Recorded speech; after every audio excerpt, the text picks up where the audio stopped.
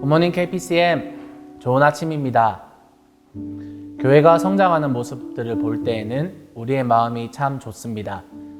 이방인 선교가 계속해서 진행이 되고 이름 없는 사람들을 통해 교회가 세워지고 예수 중심의 리더와 말씀 중심의 성도들로 인해 교회가 든든히 성장해가고 특별히 안디옥 교회에서 예수님을 믿는 사람들을 그리스도인이라고 칭할 정도로 사람들에게 인정을 받기도 하고 또한 어려운 사람들을 위해 물질적으로 돕는 모습을 보았습니다. 이를 통해 우리는 진정한 교회의 모습에 감동하고 하나님께 감사하게 됩니다. 그런데 다시 오늘 본문처럼 또 박해와 어려움이 반복되면 우리의 마음은 어렵습니다. 지금까지 제자들과 성도들은 감옥에 붙잡히기를 몇 번, 큰 박해로 도망치기를 몇 번, 심지어 스데반이 죽임당하고 먼 땅까지 도망쳐오는 등의 심한 고난을 받아왔습니다. 그럼에도 불구하고 복음이 점점 퍼져가며 이방 땅까지 전해지고 있었지만 오늘 또 엄청난 아픔과 고난이 교회 공동체 가운데에 찾아왔습니다. 오늘 말씀 1절, 2절입니다. 이 무렵에 헤롯 왕이 손을 뻗쳐서 교회에 속한 몇몇 사람을 해하였다. 그는 먼저 요한과 형제간인 야고보를 칼로 죽였다. 헤롯은 정치적으로 자신을 지지해 줄 세력이 필요했습니다. 그래서 그리스도인들을 없애려는 유대교 지도자들에게 환심을 사서 자신의 기득권을 유지하고 정치적 입지를 강화하기 위해 그리스도인들을 핍박합니다. 그 과정에서 요한의 형제인 야고보 사도를 죽이게 됩니다. 교회의 큰 리더였던 야고보 사도가 죽은 소식들을 들은 성도들의 마음은 어떠했을까요?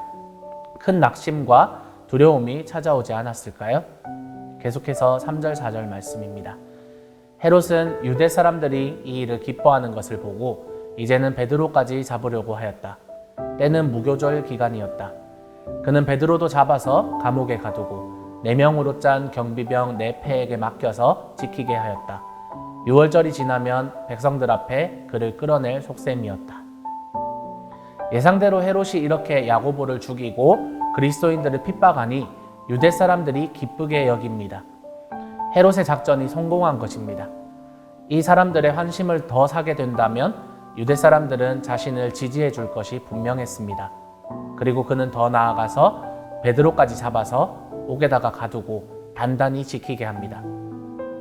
이미 사도행전 5장에서 사도들이 옥에 갇혔지만 천사를 통해 탈출한 적이 있었기 때문에 헤롯은 4명으로 구성된 경비병 팀을 4팀이나 배치해 지키게 하였습니다. 다시 한번 큰 박해가 교회에 찾아왔습니다. 그런데 오늘 이 고난을 대하는 성도들의 마음가짐이 조금 달라진 것으로 보입니다. 스데반이 죽임당한 후에 교회와 성도들의 반응은 이러했습니다. 사도행전 8장 1절에 사울은 스데반이 죽임당한 것을 마땅하게 여겼다. 그날에 예루살렘 교회에 큰 박해가 일어났다. 그래서 사도들 이외에는 모두 유대 지방과 사마리아 지방으로 흩어졌다. 하지만 오늘 야고보 사도가 죽임당한 이후 성도들의 반응은 사뭇 다릅니다. 오늘 말씀 5절에 이렇게 되어서 베드로가 감옥에 갇히고 교회는 그를 위하여 하나님께 간절히 기도하였다. 성도들은 스데반이 죽은 후에 두려움으로 뿔뿔이 흩어졌지만 시간이 지나고 성령 하나님께서 주시는 은혜와 부흥을 경험한 성도들은 더 이상 두려움으로 도망가지 않습니다. 물론 그들이 흩어짐으로 인하여서 하나님은 그것 또한 하나님의 구원의 방법으로 사용하셔서 이방 땅으로 복음이 전해지게 하셨지만 오늘의 장면에서 중요한 것은 성도들이 성장했다는 점에 있습니다. 바울은 서신에서 지속적으로 성도들에게 그리스도의 고난에 동참하기를 권면합니다. 믿음이 약하고 어린아이와 같을 때는 고난과 같은 쓰고 딱딱한 것을 소화시킬 수 없습니다. 하지만 성도들도 자라나고 믿음이 성장함에 따라서 그들도 그리스도의 고난에 기꺼이 동참하는 것을 확인할 수 있습니다. 이들은 도망가지 않았습니다. 혹은 슬퍼하며 주저앉아 있지도 않았습니다. 잡혀간 베드로를 위해서 간절히 기도했습니다. 사실 그들은 평소에도 기도했을 것입니다. 하지만 이런 큰 어려움을 만났을 때에 더욱더 한 마음으로 하나님께 간절히 기도했습니다. 교회는 영적 성장이 이루어져야 합니다. 물론 모든 것은 하나님의 다스림과 섭리 가운데 이루어지지만 그렇다고 우리의 모든 행동들이 정당화되어서는 안 될 것입니다. 만약 성도들이 계속해서 도망치기만 했다면 하나님의 구원의 역사가 다른 방법으로 이루어졌을 것입니다. 그러나 오늘 성도들은 도망치지 않고 담대하게 인내했고 그 자리에서 기도했습니다. 이제는 도망치지 않고 그 고난에 동참할 정도로 이들은 영적으로 성숙되어졌습니다. 예수님의 죽음 앞에서 도망쳤던 제자들, 그리고 스데반의 죽음 앞에 도망쳤던 성도들이 아니라 이제는 지도자의 투옥을 두고 함께 합심하여 기도하는 자들이 되었습니다. 어떻게 이럴 수 있었을까요? 왜냐하면 복음은 사람을 변화시키기 때문입니다. 여기에서 변화를 자라난다라는 관점으로 보았으면 좋겠습니다. 즉, 복음은 사람을 성장시키는 것입니다. 죄인이었던 우리의 존재 자체가 완전히 바뀌어서 하나님의 자녀로 변화시키셨습니다. 이러한 큰 변화도 있지만 그 이후 조금씩 삶에서 나타나는 소소한 변화와 성장이 있습니다.